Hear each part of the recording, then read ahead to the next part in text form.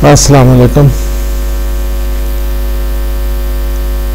तनवीन वाले लफ्ज पर अल अलिफ ज़बर लाम अल दाखिल हो तो तनवीन साकित हो जाती है।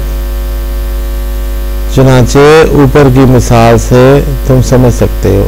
ये हम पिछले क्लिप में जिक्र कर चुके हैं कि फरसुन तनवीन वाला लफ्ज है, सीन सीन इसके ऊपर ये तनवीन है। ये इसमें नकरा है और इसका तर्जुमा हम कोई एक घोड़ा, तनवीन का तर्जुमा कोई एक या कुछ करते हैं।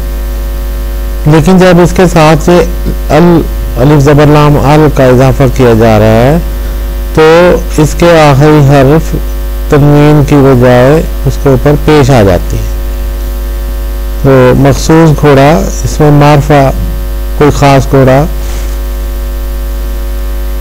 जब इसका तर्जुमा बनता है तो आखिरी हर्फ पर पेश आ जाती है। ये बात हो रही है। तनवीन वाले लफ्ज़ पर अल दाखिल हो तो तनवीन साकिन हो जाती है। चनाचे ऊपर की मिसाल से तुम समझ सकते हो। अल्लाह ताला आपको खुश रखे, दीन दुनिया के नियमतें अता फरमाए। आमीन सुब्हान अल्लाह।